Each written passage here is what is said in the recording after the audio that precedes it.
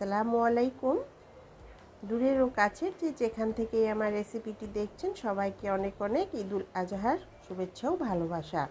ঈদ মোবারক। চলে এসেছি আরও একটি নতুন রান্নার ভিডিও নিয়ে। আজকের রান্নার ভিডিওটি হচ্ছে খুবই গুরুত্বপূর্ণ একটা দরকারি ভিডিও। কুরবানিতে আমরা গরুর মাংসের পাশাপাশি গরুর পা, ভুঁড়ি, তারপর জিহ্বা অনেক কিছু পেয়ে থাকি। অনেকেই জানে না এগুলো কিভাবে পরিষ্কার করতে হবে, এগুলো কিভাবে রান্না করার জন্য রেডি করতে হবে। তো আমি আজকে খুব সহজে গরুর পা কিভাবে পরিষ্কার করব, গরুর পায়ের চামড়াটা এবং খুরটা কিভাবে খুব সহজে পরিষ্কার করে নেব সেটাই দেখাবো। তাহলে কথা না বাড়িয়ে চলুন কিভাবে এই গরুর পাটা পরিষ্কার করব সেটা আপনাদের দেখিয়ে দিই। এখানে আমি একটা গরুর পা নিয়েছি, আর এই পায়ে দেখুন একদম চামড়া আছে আর হলো নিচে খুরটা আছে। তো এই চামড়াটা কীভাবে পরিষ্কার করব এবং খুরটা কীভাবে খুব সহজেই ছাড়িয়ে নিতে পারবো সেটা দেখাবো। তো বটি দিয়ে কাটলে খুব সুবিধা হয়, আপনারা যদি চাকুতে সুবিধা বোধ করেন তাহলে চাকু দিয়েও কেটে নিতে পারেন। তো ওই চামড়াটাকে আমি একদম বটি দিয়ে ভালো করে কেটে ফেলে দিব। অনেকে আছে যে চামড়াটা হলো উপরের যে পশমগুলো ওগুলো উঠিয়ে ফেলে, তো পশমগুলো ফেললে এটা খেতে এতটা ভালো লাগে না। তো চামড়াটাকে আমি আস্ত চামড়াটাকে খুব একদম ক্লিন করে কেটে পরিষ্কার করে নেব। প্রিয় বন্ধুরা দেখুন এই চামড়াটা খুব সহজে আমি কেটে নিয়েছি। এখন আপনারা যদি এটা চাকু দিয়েও করতে পারেন, বটি দিয়েও করতে পারেন। তো আমি বটি দিয়ে কেটে নিয়েছি। চামড়াটা কেটে নিয়ে এবার এই খুরটাকে পরিষ্কার করার জন্য রেডি করে নিলাম। আর খুরটা পরিষ্কার করব খুব সহজেই, কিন্তু আমরা খুরটা পরিষ্কার করে ফেলতে পারি। অনেকে আগুনে পুড়িয়ে করে, গরম পানিতে দিয়ে এটা কিভাবে খুব সহজে ক্লিন করে নেব সেটা আপনাদের দেখাই। এক পাতিলে আগের থেকে গরম পানি বসিয়ে রেখেছি। পানিটা দেখতে পাচ্ছেন কিভাবে ফুটছে। এই ফুটন্ত পানির মধ্যে আমি এই গরুর পাটা দিয়ে দিব। দিয়ে এটাকে একদম হাই হিটে রেখে খুবই ভালোভাবে সিদ্ধ করে নিব। একদম ভালোভাবে সিদ্ধ হতে হবে।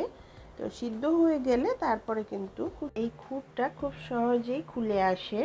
তো এটাকে আমি খুব ভালো করে সিদ্ধ করে নিব।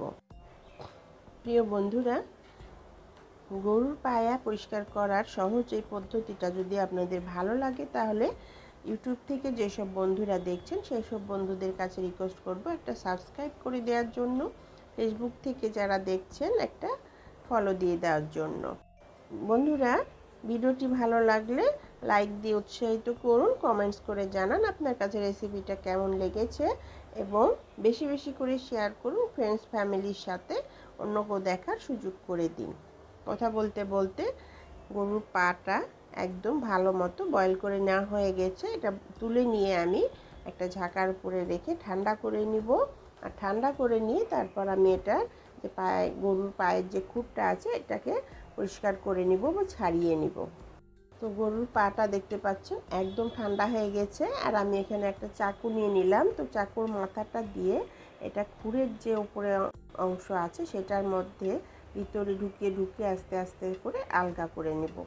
এটা চাকু দিয়ে আস্তে আস্তে করতে পারে, আপনি এই কাজটা বটি দিয়েও করতে পারেন। তো যেটা দিয়ে সুবিধা হয় আপনার কাছে। তো চাকুর মাথাটা দিয়ে আমি ঢুকিয়ে ঢুকিয়ে এটা একটু আলগা করে নিলাম। তো দেখলাম যে বটি দিয়ে এই কাজটা একটু সুবিধা হয়। তো বটির এই যে মাথার অংশটা আছে একদম ধারালো ছুঁচালো, তো ওইটা দিয়ে ঢুকিয়ে ঢুকিয়ে এটাকে একটু শক্তি দিতে হবে। শক্তি দিয়ে এটাকে একটু চেপে চেপে আলগা করে নেওয়ার চেষ্টা করতে হবে। তো এভাবে আস্তে আস্তে এরকম করে চেপে চেপে আলগা করার চেষ্টা করতে করতে দেখবেন এটা একদম খুব সহজেই উঠে আসবে। আর এটা করতে বেশি সময়ও লাগে না। তো এটা একদম আলগা হয়ে গেছে। আমি চাকু দিয়ে এটাকে একটু বের করে নিলাম। দেখুন একদম ক্লিন হয়ে গেছে, কি সুন্দরভাবে গরুর পাটা একদম বের হয়ে চলে এসছে। আর এই খুঁটটাকে ফেলে দিতে হবে, এটা খুবই শক্ত। তো আর একটা পা যে আছে এটাও চাকু দিয়ে আস্তে আস্তে করে ছাড়িয়ে নিব এবং বটির মাথা দিয়ে করে শক্তি দিয়ে এটাকেও বের করে নেব। তো এটাও ক্লিন করে নিলাম। এভাবে ক্লিন করে নিয়ে এটাকে আমরা রান্নার জন্য রেডি করে নিতে পারি। এভাবে পরিষ্কার করে রেডি করে নিয়ে এটা আমরা ডিপ ফ্রিজে রেখে দিতে পারি। যে কোনো সময় বের করে ঈদের পরে আমরা এটা রান্না করে খেতে পারি। কারণ ঈদের দিন তো আর এটা খাওয়া হয় না, কিন্তু ঈদের দিন এটা পরিষ্কার করতে হয়। বন্ধুরা আমার এই দরকারি এই ভিডিওটি আপনাদের কাছে ভালো লাগলে তাহলে পারে আমার চ্যানেলটিকে সাপোর্ট করুন, পাশেই থাকুন।